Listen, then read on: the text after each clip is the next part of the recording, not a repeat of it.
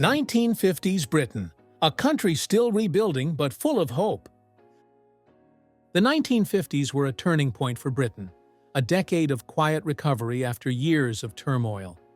The nation was still healing from the scars of war, yet hope was everywhere. In the new houses being built, the laughter of families at seaside resorts, and the excitement of a young queen's coronation. Life was modest, but optimism was growing stronger with each passing year. This was 1950s Britain, a country still rebuilding from the ashes, but ready to embrace a brighter, fairer, and more modern future. The aftermath of war and the spirit of rebuilding. When the 1950s began, Britain was still visibly marked by the destruction of the Second World War. Entire city blocks in places like London, Coventry, and Liverpool remained damaged, and thousands of families were still living in temporary, prefabricated homes. Yet from this hardship grew one of Britain's most determined rebuilding efforts. The government launched vast housing programs with new towns like Stevenage, Harlow, and Crawley designed to give families fresh starts in modern homes. These new towns represented more than architecture. They symbolized hope. The construction boom brought jobs and lifted morale.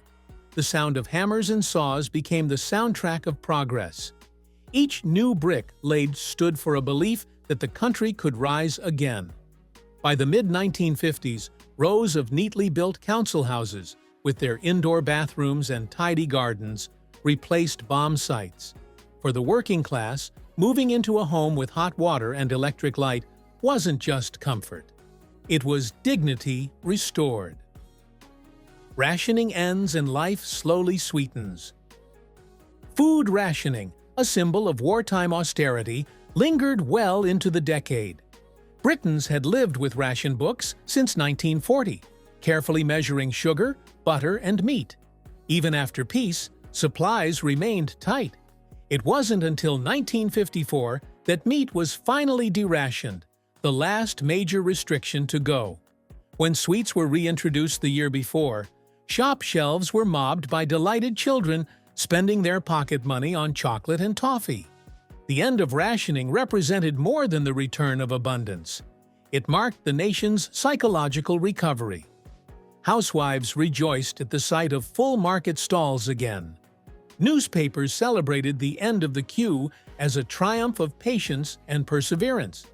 Families could finally eat what they wanted, and dinner tables once again became places of joy instead of careful arithmetic. Britain was learning how to live freely again. A young queen and a new sense of unity. Few moments captured post-war optimism like the coronation of Queen Elizabeth II in 1953. The ceremony at Westminster Abbey was a dazzling display of pageantry, symbolizing continuity after years of hardship.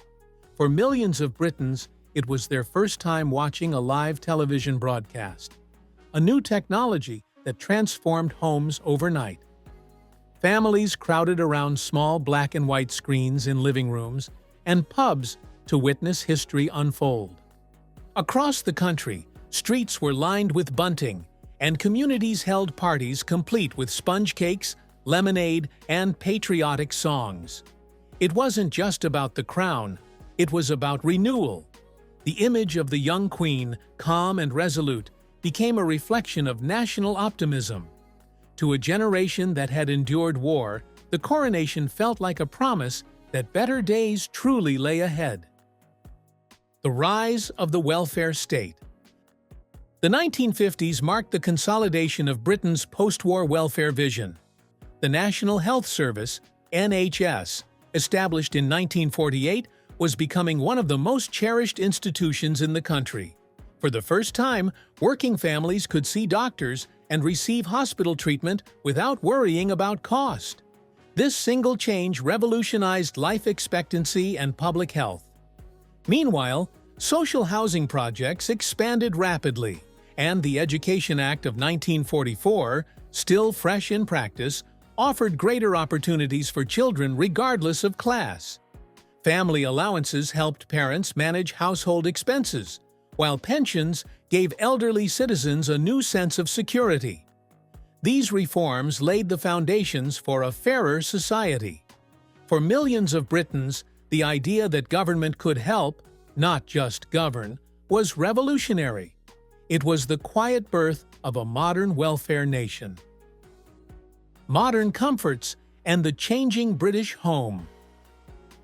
The 1950s home was evolving fast. The drab wartime interiors were replaced by cheerful, practical designs. Families took pride in their front rooms, where floral wallpaper, patterned carpets, and formica kitchen tables became the height of style. Coal fires still glowed in the hearth, but electric heaters and gas cookers began to appear, bringing warmth and convenience.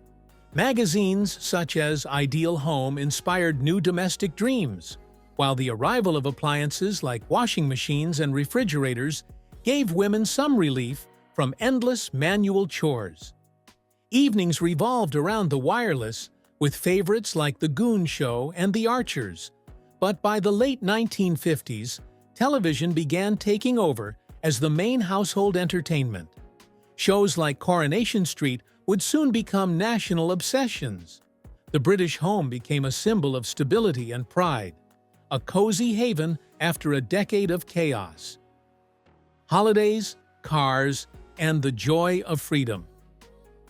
For many families, the 1950s were the first decade when they could afford small luxuries like a family holiday. Car ownership boomed, with models such as the Morris Minor and Austin A30 offering affordable motoring for ordinary workers. Families packed up picnic baskets and set off for the seaside, singing along to the radio as they drove. Seaside towns like Blackpool, Margate, and Brighton thrived as holidaymakers filled their boarding houses and beaches. Children built sand castles, parents basked in deck chairs, and everyone queued for fish and chips or sticks of rock. These modest getaways were moments of escape, proof that even on modest wages, life could be joyful again. The idea of leisure became an essential part of post-war life, helping define Britain's growing middle class and love of travel. Immigration, industry, and a new kind of Britain. The 1950s also marked the beginning of a more diverse Britain. After the arrival of the Empire Windrush in 1948, workers from the Caribbean, India, and other Commonwealth nations came to help rebuild the economy. They filled critical roles in transport, healthcare, and manufacturing, contributing to the country's recovery. Despite facing prejudice and social challenges, these newcomers enriched Britain's culture, music, and cuisine, planting the early seeds of multiculturalism that would define modern British identity. Meanwhile, industry was booming. Shipyards, textile mills, and coal mines ran at full tilt to power the recovery. The steel towns of the Midlands and the North once again hummed with activity, and optimism spread along every assembly line. Britain was no longer just surviving, it was producing, inventing, and growing confident again. Science, progress, and a confident future. Britain's scientific and technological achievements in the 1950s were extraordinary. In 1951, the Festival of Britain on London's South Bank celebrated innovation, design, and optimism, showcasing futuristic architecture like the Skylon Tower. It symbolized the idea that the nation could rebuild not only its cities, but also its imagination. A few years later, Britain achieved another milestone. The world's first commercial nuclear power station, Calder Hall, opened in 1956. The de Havilland Comet jet airliner took to the skies, making Britain a pioneer in civil aviation. Even the household benefited. Vacuum cleaners, radios, and televisions became symbols of progress. Science wasn't just about discovery, it was about confidence in the future. By the end of the decade, Prime Minister Harold Macmillan's words, "Most of our people have never had it so good," rang true for many.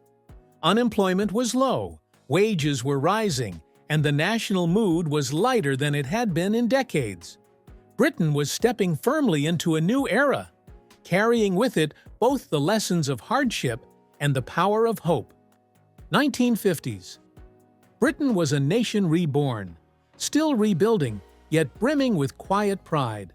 From the rubble rose modern homes, free healthcare, seaside laughter, and a renewed faith in progress. The decade may have begun in ration books and dust, but it ended with television glow, optimism, and the promise of better days ahead. Thank you for watching this video. Please don't forget to subscribe and turn on the notification bell.